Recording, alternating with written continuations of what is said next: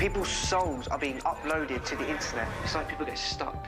Their minds, their souls trapped in the Wi-Fi. Like echoes, like ghosts.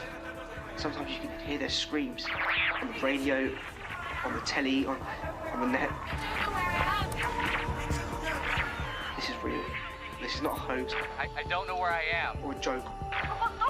Or a story. I don't know where I am. This is real and I know that. Because I don't know where I am. Please. Please, if you can hear me. If you can hear me, I don't know where I am. I don't know where I am. I don't know where I am. I don't know where either of you are. What's going on? I don't know. I clicked on this link and now I found myself In this Time Ran podcast. Oh, my God. Yeah, the internet's a dangerous place. I think that's the metaphor they were going for, yes. So what do we do?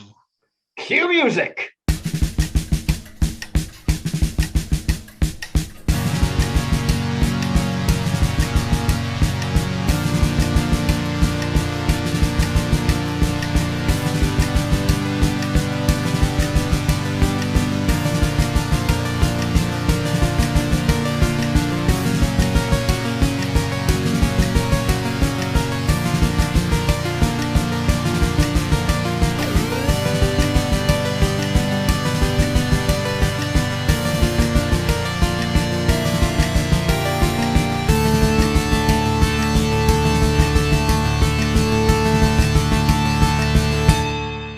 Time Ram! You shall not pass until you've listened to the Time Ran podcast. Hello, my name's Barry Williams, and with me tonight I have Mr. Rupert Booth. Aye. And Mr. Paul Perry. Hello. Greetings. And we're here to discuss Doctor Who. Yeah, Yes. but not any old Doctor Who. This is randomly generated Doctor Who, where we roll the numbers to find which Doctor we've got. And it turns out that in actual fact, we have got Mr. David Tennant of this parish. He's not actually of this parish. He's not. He's no idea. Of this This parish at all. But he This did isn't play the the Doctor parish. once. This is a podcast of lies. Sorry, listener. And he's going to be starring tonight in The Bells of St. John. Yeah. Yay. Yeah, it's not that much of a time ram, is it? No, it's This is more of a sort time nudge. Yeah. Well, you know, there are some subtle differences. So, Sorry, did I nick your gag there, Paul? I'm so sorry. No, I think we're all just sort of basically heading in the same direction. To a nudge, yeah. To a nudge, yeah. when are we setting it? Nudge time. Uh, Well, we're setting it. Well, it's a David Tennant story, so it's a David Tennant episode we're replacing, and I think it's in place of Smith and Jones. New companion joining. well, I was thinking Martha as well. For some I was reason. thinking- Yeah. I can't really say why. But I was thinking Partners Yeah. in Crime. Right. But there's two of us. Yeah, well, yeah, fair enough. Yeah, I mean, my only argument for it is that the Doctor and his companion have sort of met before, which is the case with the Doctor and Donna. That right now, that's more than I've got. I haven't got an argument Yeah, at all. that I've got a makes gut feeling. So Well, you know. okay, maybe there may be two of us, but you might have a better argument. Well, you know, I'm happy to be persuaded. It's, you know, that's as far as I got with it. I've got no persuasion, Paul. No, I'm happy with that because obviously there's kind of house family stuff and sort of Donna's house and family are sort of fairly established, so that kind of works, doesn't it? So are Martha's. Yeah. Because Yeah, that's true. Yeah, actually, everybody in Russell T Yeah, Davies era has yeah. got an established family, so Yeah. just erase what I just said there. So when are we setting this? in the William Hartley era. I don't know. What do you want? Yeah, Blood? I'm happy with Donna. It's topical, isn't it? I suppose it is. Yeah. Yeah. Ooh, ah.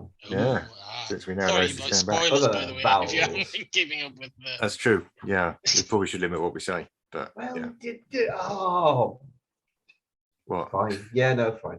You would have to be lacking all senses at all to have not heard anything. No, because I can't talk about what RTD is doing with you two, and it's like on the internet. This isn't stuff I've got from. Actually, I The have contact. I have heard that now. Aha!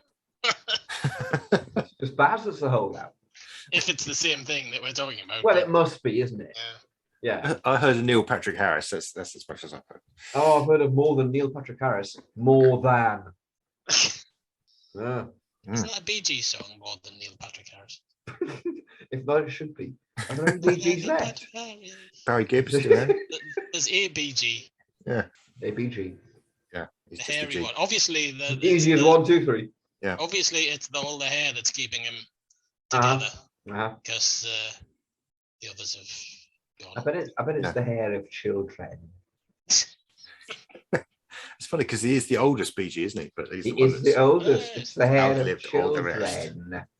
See? He'd be like Omega if he takes the hair off.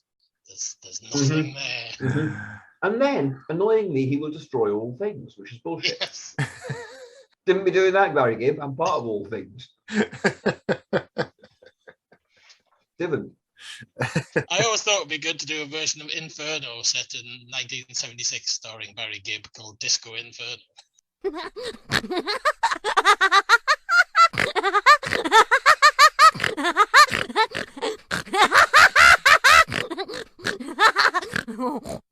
It would be to Inferno as the Sergeant Pepper album that Barry Gibb's on is to Sergeant Pepper, Yeah. wouldn't it?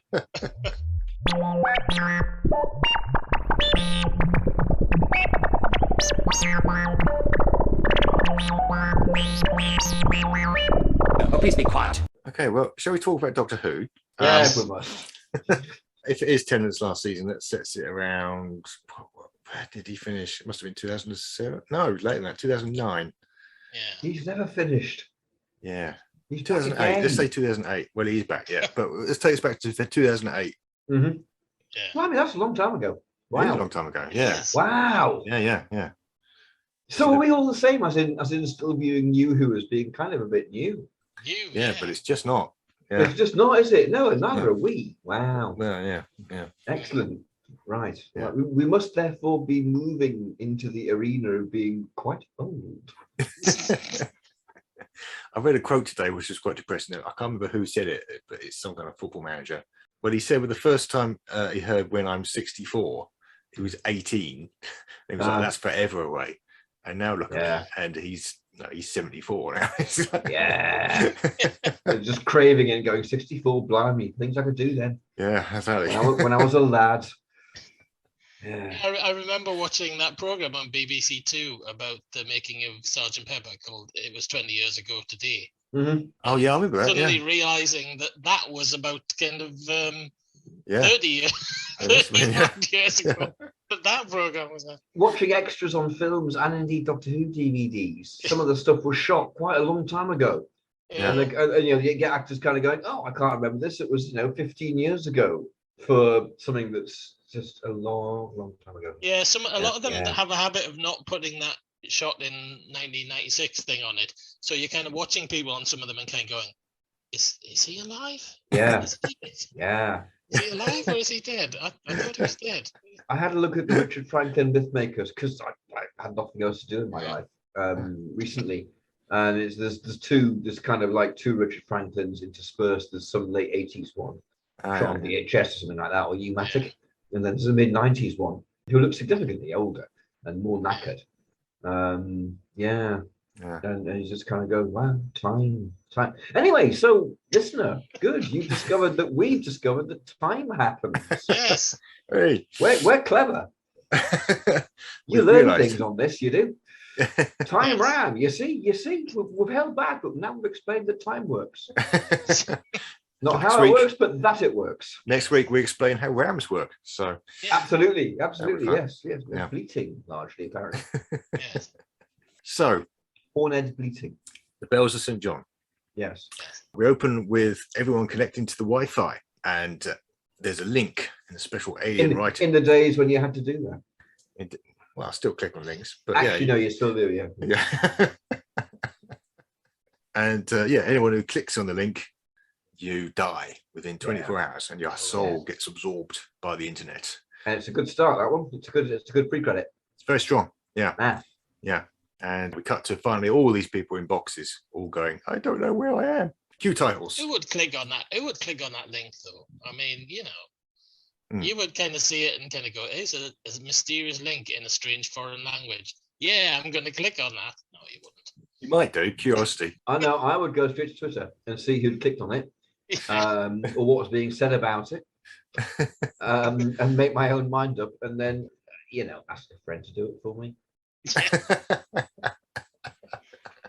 So you call me. So can you click this link for us, Spaz? I might, yeah. All right. Okay. I might call someone more, I don't know, stupid. Someone more expendable. A recent friend, something like that. Yeah. A young one. Yeah. Yeah. I'm the clever one, you're the potato one. After titles, we cut to Cumbria in 1207. And there's sort of quite a lengthy section with a monk kind of running up to the monastery, and he's kind of warning the monks there that the bells of St. John are ringing. And Padding. yeah, It's massive padding. It's enormous padding. Yeah. It is just delaying things, yeah. But eventually he gets taken to the doctor. How could you have to pad a 45-minute episode? My God. It's all just for one gag that's coming along in a bit. That's the only reason it's there. Mm-hmm. And then we see, well, in the original version, it is Clara who is babysitting the Maitland family, and the wife there's died, and she's looking after the kids on behalf. So this fits perfectly. This is Donna at home with Wilf and a mum, and they all come at the internet work, and they're having a right hoot about it. Yeah. And Wilf's going, the internet's naughty. And Donna's going, no, I need to talk, to talk to a bloke, and the mother's cooking. Yeah. And we get the idea across that Donna's a bit downtrodden, stuck in her life. Yeah. And that Bernard Cribbins is a major league star. Yeah. Well, we already knew that. Yeah. And will steal every single shot he's in. Not seen, shot. He will nick your shot. Can we say that this is written by RTD rather than Moffat? I would assume it would be the season opener. I thought we didn't change. No, we don't change writers. Isn't that a rule? No. A lot of them are dead or about 3 when. But yeah. And that hasn't stopped us, has it? And the only thing I'm thinking is if it's Moffat writing under RTD's aegis, then it's is what, sorry? different. Aegis. Aegis. I have no idea how to pronounce it either. How do you pronounce that? It's like a Geordie saying aegis. It is. Aegis, Blake. Yeah. I forgot what I was saying. Yeah. I think if it's Moffat, it's going to be very, very similar, isn't it? RTD was there for ages. Yeah, that's my word listening. We were just being Geordies. Which is ironic in my case. So, yes. What was your point, sorry? Sorry, I accidentally muted myself there. Going well this week. Accidentally. What I was saying is if it's Moffat writing during RTD's era, it's going to be just pretty much the same, isn't it? Yeah. Well, that's why I was thinking maybe we should put RTD. I would think that is no point. Well, there are certain things that RTD would do differently to Moffat, which is kind of where the the time ravage comes in. We're pushing it this week. There is no time ravage here. there really is a very slight shift. Obviously it's not Clara, it's going to be Donna. So she offers to sort out the Wi-Fi despite the fact that she knows nothing about Wi-Fi. She does. And so she goes upstairs to the computer. She ends up calling the helpline. And she's immediately taken food to the doctor. We've had a little scene in the middle with the doctor getting taken to where there's phones ringing in the Middle Ages. And obviously it's the TARDIS. There's a phone ringing on the TARDIS. And of course, one major difference to the Matt Smith version is this is still made in standard definition. Thanks for pointing that out. Yeah. Well, that makes a big difference. It does. Same basic format from Doctor Who and the Silurians to that onwards. Well, it's widescreen, so it's not. It's widescreen. That's like I said, same basic format. Okay. I could have gone back and said Enemy of the World, but it was black and white then. But still, 625 lines. I don't think Tennant would do the whole monk thing. I don't think he would. I think he'd be drinking cocktails with Lauren Bacall or something. Yeah, when Tennant's moping, he's usually moping at a party or something. He's kind of He's got drunk. Yeah. Where is he at this point? Is he moping? He is moping, isn't he? He is He's moping, ever yeah. since he loses Rose. He's so obsessed with Rose. Yeah. Bastard. I mean, my God, I've been there with girlfriends, but get over it. You've got a TARDIS. He does mope. I mean, I've been watching the end of the Tennant era, and my God, he spends the last few specials just whinging. I bet he goes back to the TARDIS and puts on a time-space visualizer and has to look at what Rose is doing. Because he's weird. He's weird, moping man. for ages. He's ages. He's been weird for ages, man. Fucking read. He needs to have a canny bag of tuna. He needs to slap anyway. Yeah. Yeah. So the doctor picks up the phone, and it's Donna, and she says, "Is that the internet helpline?" And he says, "It's 12:07." She says, "No, it's only about 9:30." So that's the whole. Well, she goes, "What?" First. Well, she probably would, yeah. But obviously, the doctor's quite excited in the original version when he realizes this is Clara, who he's just seen Victorian Clara's died. Oh dear. Yeah. So with Donna, it's not quite the same. No. Hooray! Some time ram. Yeah. Well, we just completely ignore it, don't we? I mean, it's possible he has met doesn't Donna before, happen. but yeah, it's kind Yeah. of. No, let's not. It's entirely possible, but let's not complicate it at this stage. So we assume there's something that makes him go, "Aha! I must meet." Unless this is a throwback to the Patrick Troughton story, The One-Array Bride. Mhm. You know, in which case, great. You know, that's J&T levels of referencing. Yeah. But let's just ignore it. Yeah. Yeah. So I probably should mention as well, it's fairly pertinent, but not in this episode, that she's got his number from the lady in the shop. Yeah. Oh, that whole thing's not going to play out. Yeah. It's not going to Maybe play it was a out. gentleman in the shop. I don't know. Who knows? Yeah. Yeah. So the next thing we know, the doctor's turned up in the present day to Yes. come and check her out. Yeah. And this is the bit that I feel like RTD would do differently. Yeah.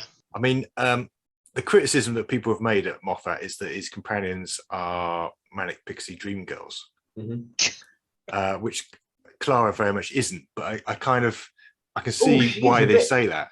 I would say she is. I would absolutely say she is. I would say she's the epitome of that. I don't think so. I don't agree because, well, the manic pixie dream girl, I mean, the term gets misused, but I mean, the idea is that she's only there to help the male protagonist. She doesn't have any interiority or motives of her own. But Clara's very much got her own motives. Right. We have different definitions then. Okay, fine. Yeah. Yeah. Right. Moffat gets accused of that, but it's because it's kind of the companion is kind of, I want to say, kind of dominant in the relationship. She's kind of the desired object. I think, to put it sort of generally, I would say Moffat fancies the companion, whereas Davies fancies the doctor. In Davies' stories, the doctor's wonderful and amazing, and everyone falls at his feet. But that's not what's happening in the Matt Smith episode. No, indeed. That's a really fair assessment, I'd say. Yeah. And we fancy a good story, so both of you stop thinking with your cocks and get on with it.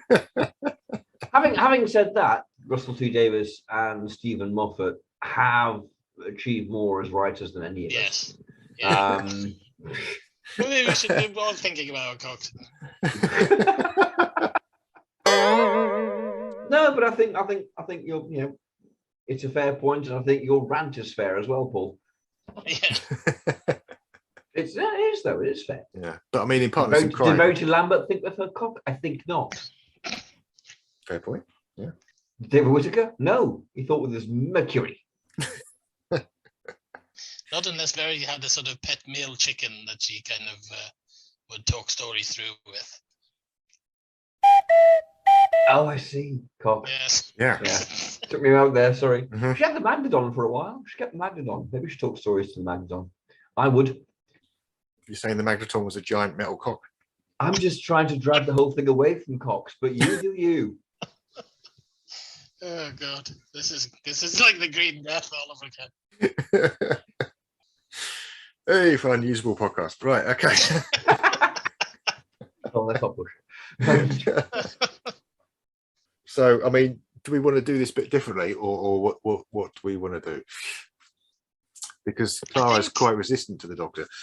Yeah, I think Well, let's Tennant keep would it- be more forceful. I think Mm. Matt Smith's a bit sort of whiffy, isn't he? Kind of.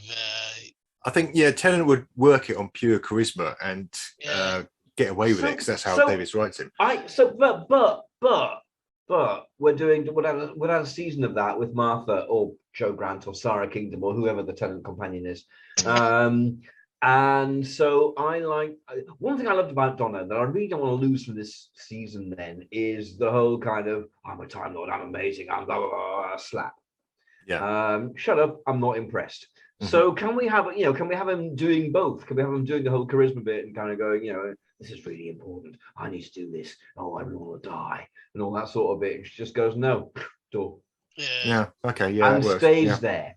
And it Yeah. becomes a comedy scene. It becomes the reverse of the scene in Partners in Crime where they're talking through the windows.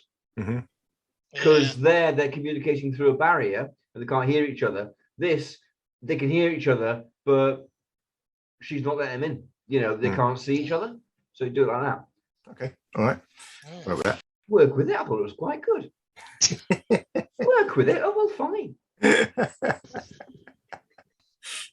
You're thinking with your brain too much. Come on, where you go to work with it? Not thinking with your cock like the rest of us. Come on.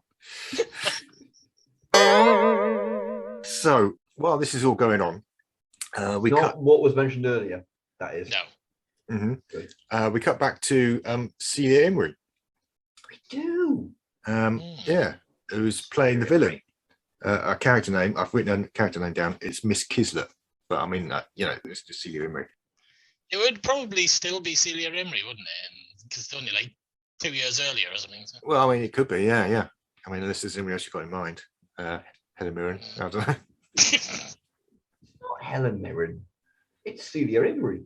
Okay. Yeah. Because why not? Why not? Because she's great in it. I fab, love Celia Imrie. I first saw Celia Imrie in The Nightmare Man in 1981 and thought she's good. I first saw her in the Victoria Wood Show, Huh? in which everyone's really good. They're all really good in that. Yeah. Yeah. I watched the Nightmare Man again recently, and So kind did of after not having seen it for years, and just thought Celia Imrie is gorgeous. Gorgeous. Oh my God, Celia Imrie. You're a beautiful woman, probably. Celia Imrie. She's working in London, Yes. and she's in an IT company that is a sinister IT company, and is uploading people to the net. So she's basically behind it all. There's no real mystery here. There are no nice IT companies in fiction, are there? No. You can kind of imagine somebody going for an interview there, and kind of in an interview going, "Is this one of those? Is it an evil IT company?" And it's a bit evil. It got a lot of screens on the wall. Everyone's wearing black, and it's a bit not sure. Oh, I'm not sure I want to work for that evil company. Well, Yeah. No, it's not my we're only career plan. about 5 or 6 on the evil scale. We're not, we're not one of the really evil. We're not really evil. No. We're just moderate evil. It's fine. It's like a nudge. It's a nudge. We're not Microsoft. It's come on. Or Apple. Apple, yeah. In the interest of Yeah, we'll balance, have to cut that. we're not Apple. No. Yes. In the interest of balance, all IT companies are equally evil. Yeah. We're not Google. Facebook's the worst. No. I mean, Meta's terrible. Meta, Google, yeah. yeah. Oh, Meta, yeah. Meta Meta's and Google, worst. they're the village. They just are the village. Okay. I mean, we've got off the point a bit there. We have got way off the point again with stuff. And that's Time Ram. That's time, man. Way off the point with stuff we can't use. Go ahead, time ram. So yeah, what was I saying about Celia Imrie? He's the head of an evil IT Evil company. IT company, yeah. And she's got a client. So we don't mention who the client is yet, but they're working for this client, and they're turning people into spoonheads. They even call them spoonheads. So they get uploaded to the internet, and then they get this kind of this. They call it a server, I think, but they kind of this thing walking around, and the head spins around, and it's just got a spoon, hollowed out head thing. Yeah, Kind of hollowed out head thing. Yeah. yeah.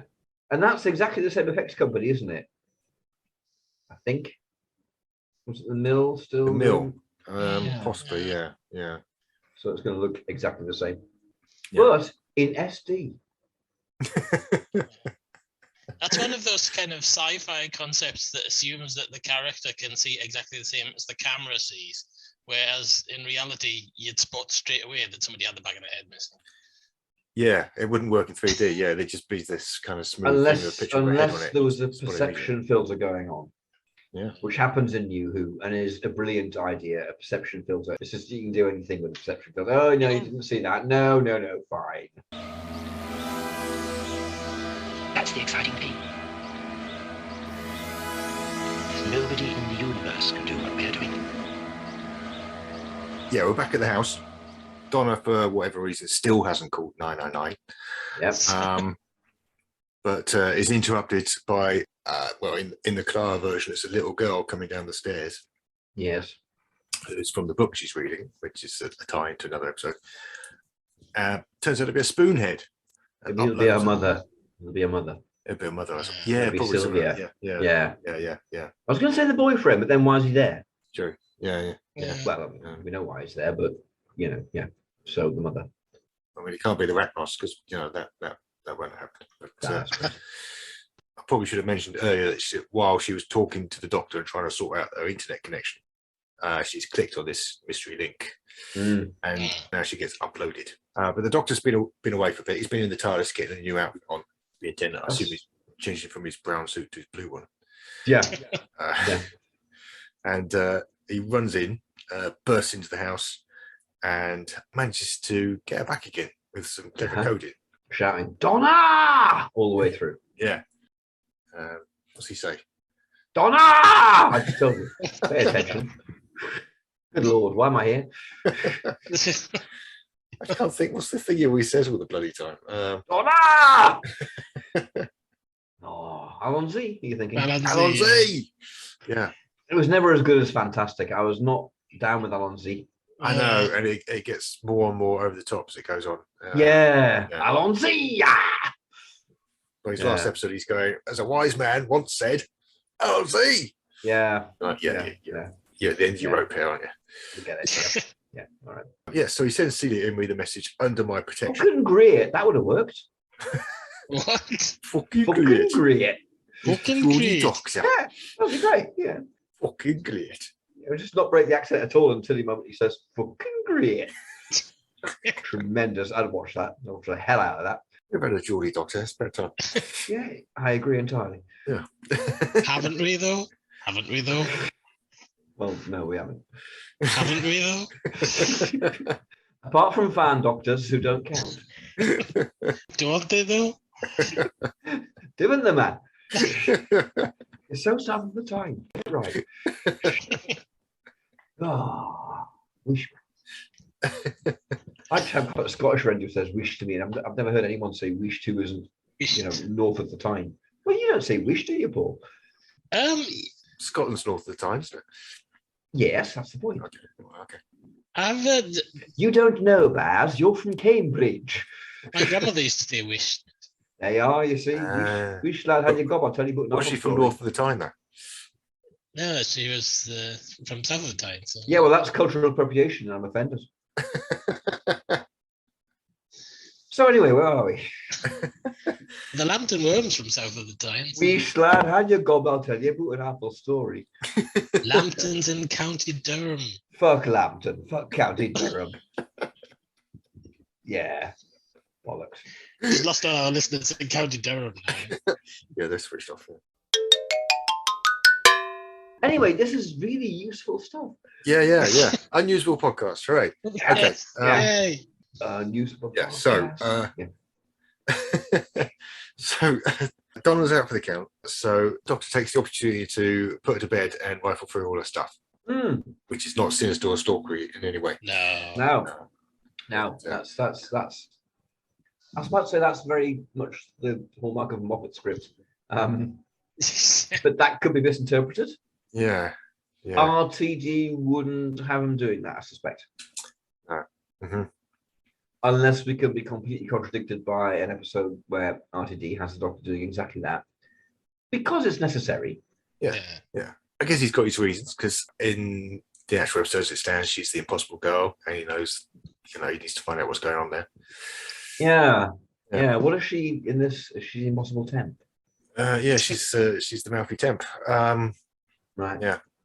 So it is a bit different, isn't it? It doesn't quite fit. Yeah. I went to get the Stolen Earth, where we get the Dr. Barbara or something like that. Well, yeah, that's how, yeah. The you saw it coming, the Dr. Barbara. No. There's no way we're going to make making the entire series fit together is going to be a whole job of writing. It's a whole new thing. Yeah, I'm just trying to imagine how he wipes Barbara's memory, and then she has to sort of build it back again during the Underwater Menace. It's going to be quite interesting. Yeah. Oh, that's fine. We'll bring her back in Meglos. The Matt Smith story, Meglos. When she was she was dead. I'm afraid so. Yeah. Oh, damn it! I met Alvin Rakoff once. Did you? I did. Yeah, at a prisoner event. It was kind of close as I get to Barbara. I mean, also, really impressive director and everything in his own right. Yes. And I absolutely wasn't just standing there thinking, close as I get to Barbara. But I kind of was in a way. And that's being a Who fan for you, isn't it? Oh, dear. So, Doctor Who. Donna wakes up. It's 7 hours later. It's dark outside. And she looks out the window, and there's the Doctor. He's outside. He's sat outside the TARDIS. He's basically guarding the house. She's going to react really well to that, isn't she, Donna? Yeah. What are you doing, space boy? That bit, isn't it? That was a terrible accent. Yeah. I should stop trying accents. I assume Wilf's out. He's just at his allotment. He's just been there all day, I guess. Yeah, Wilf would be right in there, wouldn't he? Wilf would be right there with that. Yeah. Actually, that'd be quite nice. Seeing Wilf's out there with the Doctor going, "What's going on?" and totally accepting it. Yeah, Wilf would be making him a cup of tea and looking after him, wouldn't he? Yeah, and giving Wilf and the Doctor a really nice scene because he's used to sitting out, observing. Mm. Yeah, and they bond about that. Yeah, they'd be in Wilf's shed. That's where he wouldn't be in the TARDIS. Yeah. Is there an explanation in the original as to where the father and the kids go? They just go out for a really long time. They go out for a long time, yeah. Overnight. Yeah, they go away somewhere. Yes, an explanation of that would have been nice. Good to know my future is in safer hands. So the other thing that's happened is that Donna's now got the internet knowledge in her head. Yes. Hey. Which is a bit of a shock for her. Sorry, I'm just delighted about Paul going, hey. It does kind of work. I mean, I can imagine Donna being useless to the internet, and then she downloads. Yeah, it's the whole Dr. Donna bit, isn't it? She's going, and going, I can do this. Spaceman, look at me. Yeah. And he's all kind of, back at her, and she's, yeah. Yeah, that sounds. That was getting disturbingly sexual. Yeah. Yeah. Well, it did in the series. I didn't invent those noises. Hello. The Doctor's right to be guarding them because the baddies now send some spoonheads to kind of observe them sinisterly, and then they send an airplane at them. Yeah. At the top. Which is more dramatic. I mean, the spoonhead, stands there. Yeah. Stands there. And that's sinister. Yeah. And then massive fucking plane crashing on Mose. Yeah. That's great. Yeah, I love that. Yeah. That's a wonderful shift in pace straight away. Yeah. And I think a fantastic use of the TARDIS. It's great, yeah. They materialise on the plane where everyone's asleep, and they actually charge down the plane, get into the cockpit, and manage to save everyone. It's a really good sequence. It's great. Yeah. I think that's one of my favourite companion is introduced to the TARDIS bits because there ain't time. Yeah. It's just straight. There's a thing happening, and he's already said it's been seeded earlier on, right? You and me in the box, and she passes it off and going, "Oh, it's a sexual thing," exactly as she would. One assumes, but then suddenly it's that, and then she's in there and back out into the plane, and that's great. And then you've got the TARDIS. I think that's very, very deft. Yeah. So the Doctor says, "Let's have some breakfast." They don't have to wait for breakfast. He just takes her to London in the morning. They land next to the London Eye on the Thames there. Mm-hmm. And another bit I really enjoy is that he's got a motorbike in there. Actually, there's two things I really enjoy. I really enjoy the fact that they turn up amongst all these street performers, and it's just assumed that there's a bit of performance art when the TARDIS materializes. And then I love it when he brings the motorbike out. And he's like, right, let's go. Although in all fairness, City of Death to do that first. Oh yeah, I suppose it did. Yeah. Oh, you mean Jodie Whittaker's City of Death? Jodie Whittaker's City of Death. Yeah, that was time ram. So who knows who did it first? Yeah. Actually, I don't think he'd have the motorbike, Tennant. I think he'd have that scooter that he had in the. It would actually, It'd be a shake baby shake thing going on, wouldn't it? Yeah. Yeah. You realise we've now done 3 Moffat episodes in a row. Good Lord. Oh, I know. God. I mean, he's written a fair few of them, but it is a bit surprising. You see, the time ram, we thought it was loaded towards McCoy, but no. McCoy decoy. Yeah. They get on the bike and they take a route through all the London sites. They go past the Houses of Parliament, past Admiralty, and then they end up at St. Paul's. It's a bit of a roundabout route, but I mean, I guess you could do it. And the music goes, ba-da, which is lovely. I like that. Yeah. They end up by St. Paul's and they're having breakfast. And this is the bit where, in the original, you really start to learn who Clara is, because she immediately takes control. And she's got this computer knowledge, and she says, no, actually, I'm going to hack this company. You go get the coffee. So that's quite a nice moment. I guess you could imagine Donna doing something similar. Say, all right, Spaceman. Yeah. See what I can do. Yeah, absolutely. And Tennant will love it. Yeah. Oh, yeah. So can I tell my story here? I've got a story. I'll go for it. Yeah. So I was watching this episode earlier on today to, as it were, bone up on it. And I happened to glance up from my toil at a moment where Donna, in our version, is going through the various things, making the internet work and all that sort of bit. And there's lots of names. I've jumped ahead slightly, but I'm telling the story anyway. And one of them is a mate of mine, and she worked on the episode. She was in post-production. And so I started looking at the other names, and they're all crew. Yeah. Well, a lot of them are anyway. The pictures aren't. But yeah. Yeah. It's quite nice. Yeah. You don't want to be thinking of a load of names, do you? Well, in post-production terms, it's a nightmare. As in the script says, loads of names, or the script says loads of faces. Good. Yeah. Easy to write that. But someone's got to find the names and the faces and make them all. Yeah. Bit of a pain in the ass. That's one of the reasons why these are so damn expensive to make. Donna's hacking into this company. Is quite clever the way they do it, in that, as you say, she kind of takes control of their cameras on their computers, and then uses facial recognition to get their profiles from their Facebook pages or whatever, and works out where they all are. They're all working in the Shard. I mean, the Shard at the time was really new. They'd only just built it. It was brand new. The post office tower of its day. I have not yet been to the Shard. I've been past the Shard. I've kind of walked underneath it, and looked up the side. It's tall. I mean, I could go to the Shard very easily. 20 minutes, I'm in the Shard. But I'm not going to go to the Shard, because fuck the Shard. I've not been up the Shard. I've not been. Don't go up the Shard. Okay. Carry on up the Shard.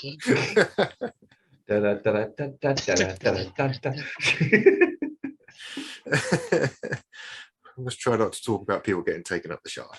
Oh, that's a big one, isn't it? We are men of a certain age. Please cope. Sorry, listener. So while Donna is doing this, the Doctor's been sent off to get a coffee, and he gets talked to by various people serving within the coffee shop. And it's basically Celia Imrie communicating with him through these people, through the TV even, and basically sort of threatening him and sort of explaining some of what's going on. The Doctor clicks that her client is using humans as livestock. Like the word. Yeah, exactly. Yeah. And they're getting uploaded to the internet for a reason. I can't remember what the reason was. Because of the word. It's not because of the word. Oh, all right. It's never because of the word, is it? You hate me. I think for a reason is a decent explanation for most of modern Doctor Who, really. Yeah. For reasons. How does this happen? For a reason. For a reason, yeah. And in all fairness, for a lot of old Doctor Who. Yes. Yeah. It's one of those enormously generic Doctor confrontations that we get in the new series, isn't it? Yeah. Is it unfair to say this? That, they all sound the same and they all blur into one another, which you didn't get in the old series in the same way, to my mind. He'd probably realise that Celia Imrie is Scottish and go all Scottish in that way that he does when he's talking to anybody who's Scottish. Where the 10th Doctor pretends to be Scottish. Yeah. Stops being Mockney and starts being Scottish. I bet David Tennant watched The Nightmare Man as well and is just on set completely fanboying at Celia Imrie. Aye. Gorgeous. Aye. Oh, she could have my oats any day. That's Paul's David Tennant impersonation, listener. I hope you enjoyed it. I don't know who the hell that was. It didn't sound anything like David Tennant. Aye. The porpoise. The porpoise. Right, so is it we've offended the Geordies, the Scottish? Celia Imrie. Celia Imrie. Stephen Moffat and Russell T. Davies. And the Doctor. I've offended the Doctor. No fucking way, man. Dude. That's harsh.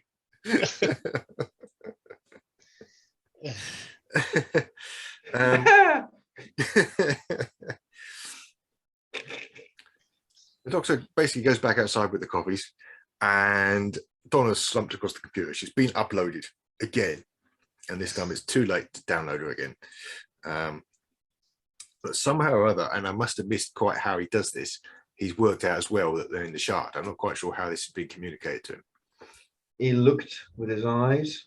Maybe you can't miss the shard. Yeah, but I know in the original, Clara works out that they're in the shard, but she doesn't get a chance to tell the Doctor. Oh, right, they're in the shard. Sorry, I was. Sorry. So I don't know how he knows them in the shard, but somehow, I mean, I don't know. Reasons. Yeah, there's reasons why he knows they're in the shard. So, he says, right, I'm going to come and get you. He jumps on his bike, and there's a really sort of nice looking sequence where he actually drives up the side of the shard. Yep. Bursts in through Celia Imrie's window, and has basically another confrontation with her.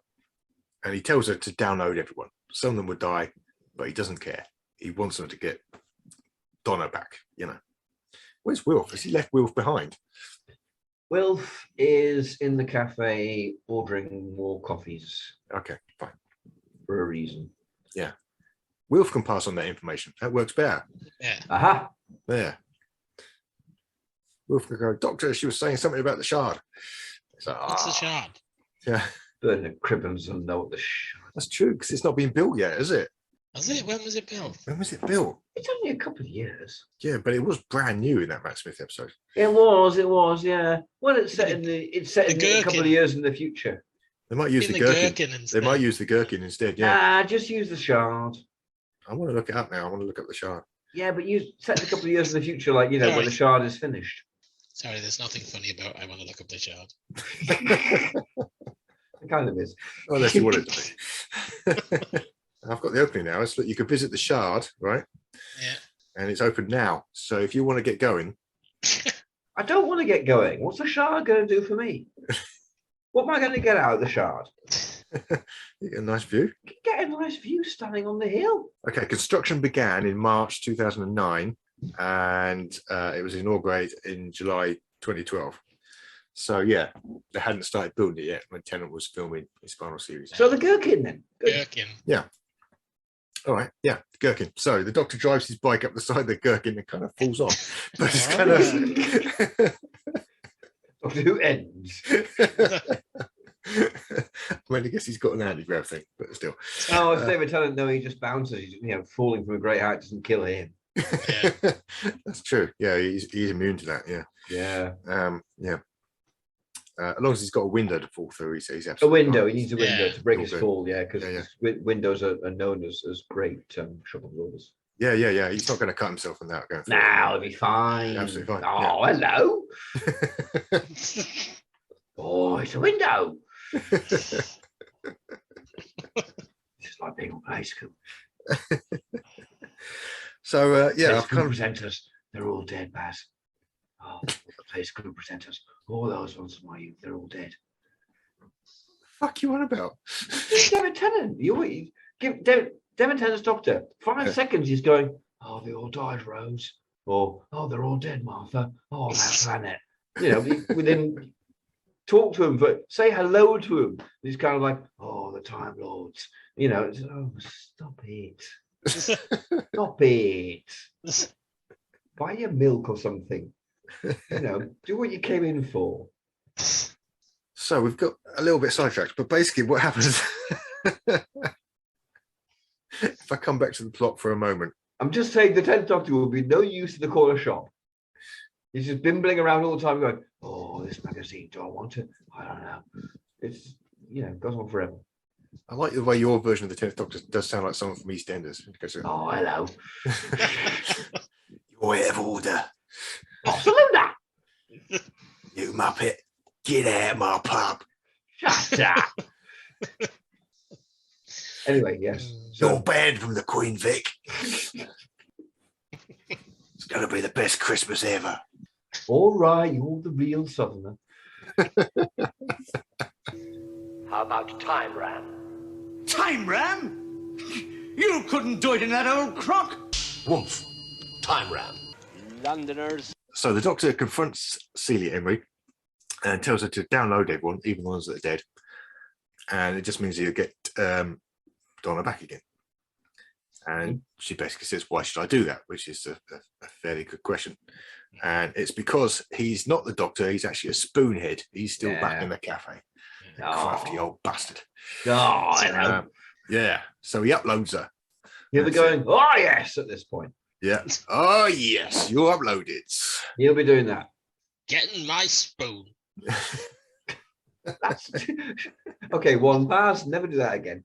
2, Paul, that was clearly Vic Reeves. Yeah, I don't know what Get in my spoon. Get in my spoon. It's not David Tennant. Have you heard that Vic Reeves has retired? Yeah, he's making a film or something, isn't he? And then after that, he's Jim Moore is still going, or he's but retiring. Yeah, he's retiring. Vic Reeves. Yeah. So it'd be Moya and Mortimer from now on. I don't know. Yeah, well, Mortimer's doing all right. Mind you, Johnny Vegas said that years ago, and it never happened. Yeah. He said he was going to stop being Johnny Vegas, and he's still Johnny Vegas. Johnny Vegas. Because nobody knows who you are, mate. Yeah. So, yeah. I know who he is. I met him in Muswell Hill. Johnny Vegas. Yeah. Duncan and I, my friend Duncan, who I was flatting with at the time, this is about 2006, were walking back to our place in Muswell Hill from where we'd been, I don't know, probably the pub. And there was a microscope, there was a 70s microscope kit in one of the windows in one of the shops. And I went, "Oh, blimey, I had that." And Duncan went, "Bloody hell, I had the same one." And a third voice came from behind us. "Yeah, me too." And we looked round and went, "Bloody hell, Johnny Vegas." Yeah, one of them too. and we all kind of stood around and going, "Oh, no, the 70s," and went on our ways. It was marvellous. Excellent. Yeah. My stories aren't just going anywhere tonight, are they? It's very I don't know why anecdotal. I'm bothering. This It is, yeah. There's not a lot to this episode. No. Yeah. It was never going to be, let's face it. It's never going to be. But Celia Imrie's been uploaded to the internet, and her. I bet she has, yes. Yes, she has. Yes, and her staff, all massive Highlander fans, are motivated to upload her back into her body. It's partly because the Doctor's got her device, which allows them to increase their levels of obedience. So when she says, "Get me out of here," they do it. So it's all very clever. So they download everyone. Donna's back, and then at that moment, just after the nick of time, Unit come crashing in, and they all take over. And it transpires that Celia was working for the Great Intelligence. Oh. Because Courtney's still alive at this point, isn't he? Yes. Come on, let's have the brig turning up. Hey. Yeah, let's have that. Yeah, why not? Yeah, I think we can. Beginning do of that. a season. Yeah. New companion. Brig comes in. Hey. You know, sorts it all out. Kind of like, "I really can't leave you alone for a second, can I?" One last adventure. Yeah. Yeah. Who's playing the Great Intelligence though? Is it still No reason why it can't be Richard D. Grant. Richard D. Grant, yeah. Yeah. Okay, yeah. I think Wolf Morris is dead by this point. And then the Great Intelligence says, well, this was a bum, and he restores factory settings to everyone. He does. He kind of does, yeah. Yeah. I think the only problem with this Mm. in RTD's time is that RTD didn't really go for the sort of disposable villains thing in the same way that Moffat does, Mm. of kind of having them only. He didn't like having villains a little bit in a story. You know, if he was going to have Daleks, it was the Daleks. He was going to have Cybermen, it'd be the Cybermen. So really, if he was going to use the Great Intelligence, he'd have Yeti in there. You'd probably get this story with Yeti in it. But it's like Mission to the Unknown, isn't it? It's one of those ones that's going to be a payoff later. Yeah. So it's pretty cool, Yeah. which we can't guarantee. So that's yet another one of the long-running stories we'll have to have in our Who universe, the Doctor's eternal battle against the Great Intelligence. Unless it's the Master, it might be the Master. I mean, it could be something else. It's the Great We've got to stick with the story. It's the Great Intelligence. All right. Which might not go anywhere, but yeah. Well, it'll have to one day. And then we'll write a book. We'll write the new Doctor Who. Right, yeah. According to Time Ram. Great. It's a pity wasn't still around. We could have had the Great Intelligence played by Wilfred Hyde-White, couldn't we? I've not done very well. I've done particularly badly. Oh, Wilfred Bramble just sitting there going, He was definitely long dead. Yes. Yeah. But Wilfred Hyde-White was quite long dead too. Actually, I think probably was Wilfred Bramble. I don't know when. Never mind. Yeah. Wilfred Bramble died about 84 or something like that, I think. Yeah, but I bet Wilfred Hyde-White did too. Did he? Yeah. It could be that Bramble outlived White. Young. Maybe look it up now. I'm just going to have to look it up. I'm sorry. He was a bit of all right. That Wilfred Hyde-White. Oh, I know Wilfred Hyde-White. Oh, the whole planet. Get out my pub. Barcelona. All done very well. He died in 1991, so he did. Oh, well, there we are. Yeah. He had a good innings. Yeah. Well, he had an innings anyway. Yeah. But it was good and all. That's pretty good. Yeah. Yeah, That's right. good. Right. Where are we up to? We're talking about a Doctor Who episode called The Bells of St. John. Yeah. I said, where are we up to? Not what we're up to. Is that what we're up to? I do know. There's quite a nice scene here, which I should probably mention, is that after they've all had the factory settings restored, the staff don't know what they're doing there. They all turn out to be men and sort of various things. And Celia Imrie is just a small child. I love that. That was really dramatic when I first saw it. And again, and Celia Imrie plays it really well. She doesn't play up to it. No. She just plays it completely straight, as if a child mind. I think it's genuinely heartbreaking. It really is. It is. Yeah. Great stuff. So we come back to the house. It's sometime later, and Donna's back there, presumably getting shouted at by her mum. Wilf's doing his best for her, but he's just a bit bumbling. Yeah. And then but great bumbling. Great bumbling. Yeah. And then she hears the TARDIS, and she's out there. She's out there to find out. I want to live in great bumbling. I think lesser bumbling is the more exclusive address. It is exclusive, yeah, but I don't want to go there because that's full of nonsense. So I can imagine Donna will have already packed her bags. Mm-hmm.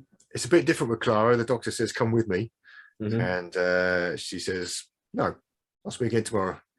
Because she's feisty. But the trouble is with Donna, of course, we've already had.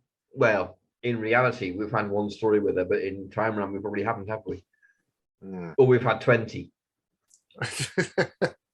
Who knows? But yeah, I mean, it's kind of implied that she's going to be traveling with him. Yeah. That's kind of the end, really. Mm-hmm. Yeah. Cut to scenes from the next episode, wherever that is. Cut to The Underwater Menace.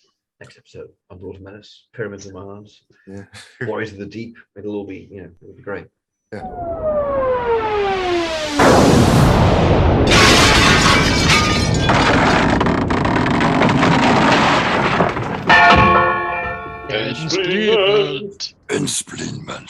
Explainment. Right. Well, that was an episode of Time Ram. Technically, it was. Yeah, Um, you are technically correct. wasn't really that challenging, was it? No. Maybe we should have risen to it more. Maybe we should have changed it more. But I did say maybe Donna would react differently to Clara, but you did, and that was a valiant try, Baz. I did say we should have Yeti in it. Yeah, well, I did loads of stuff, but most of mine's going to get cut. So hey, yeah. So, Ensplenament, is our version better or worse, or? Yeah, I'd say it's much the same. It's entirely nondescript as an answer. Yeah, definitely better or worse. Yeah, yeah. This is the most nondescript Time Ram we've had so far. I'll go to the random number generator, shall I? I must admit, I did enjoy the Bells of St. John, and we've kind of whipped into it a little bit, but I did enjoy watching it. I did. Yeah. It was one I remembered very little about, to be honest. I'm not even sure if I've watched it since the day. I did get to the end and think, I quite fancy to watch the Rings of Van Canton now. But Me too. I wouldn't go that far. I like the Rings of Akaten. Yeah, I mean, it's all right for the first 30 minutes. Yeah, it should have been Sutek. Dr. Four. Oh, you're rolling already? Bloody hell! I am. Right. Okay. That's why I said earlier on, like 2 minutes ago, I'll do random number, shall I? You're not messing about. Okay, Dr. Four. Yeah. Okay. No, I'm not messing about. Stop messing about. All right. Yeah. Not like none of this is messing about. And okay, give us the story. Yeah. 49. 49. That I can tell you that will be. Is that late Trouton or early Purpley? It's late Trouton. It is the Space Pirates. Nice.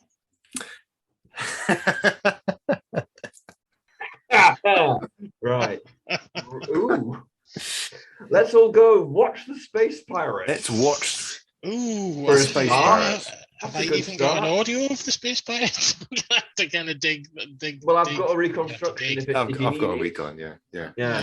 Tom and the Space. Oh, that's. Oh, God, blimey, where do you start? Actually, I'm sure I have got an audio of that. Yeah. Actually, where the hell do you start? Well, you cut out at least 2 episodes, but that's what you do. Do you? Oh, you have to. The Space Pirates, for fuck's sake. Oh well. If that's the way we're going, I will defend the Space Pirates. It's slow. It's slow though, isn't it? It's I mean, I love it. Yes, but like 60s Doctor Who is slow. It's slower than 60s Doctor Who. This is like 60s Doctor Who on Mogadon. It's not slow. It is. Mogadon.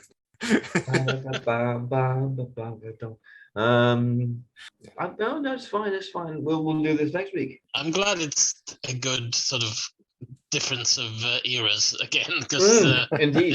This cast kind of has been like pulling teeth this week, trying to make it different when they're only like 3 or 4 years apart. Yeah. Which is interesting, isn't it? Because 3 or 4 years apart in classic Who is, a massive change. Can be. Yeah. If you think that same length of time, maybe like sort of the 10th planet to Ambassadors of Death or something. It's a completely different series, and that's what I miss. That's what I don't like about New Who. It is homogenized. You haven't got completely different production teams working on it every episode, apart from producer, script editor, and all that sort of thing. And I think and that could go really wrong in old Who sometimes, but it could go really right as well. I notice we don't talk about directors so much when we're doing New Who. They're all a bit more. No, it's very house style, isn't it? Yeah. It is very house style. It's a very house style, yeah. I think that's a loss, but there we are. Well, I should probably do the end bit.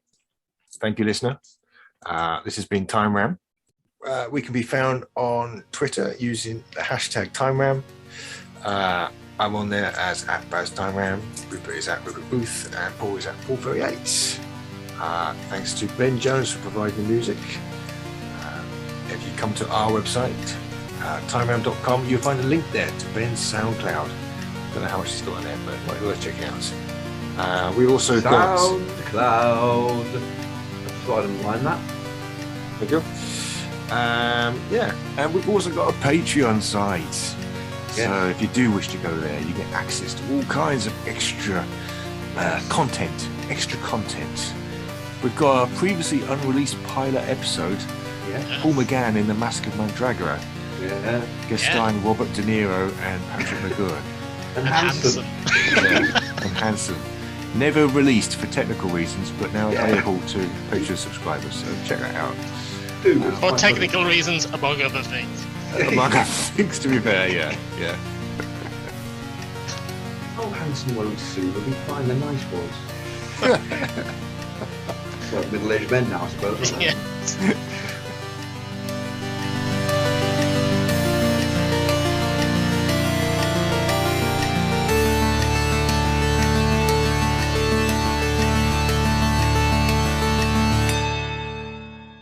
I've slept with Salation. Let's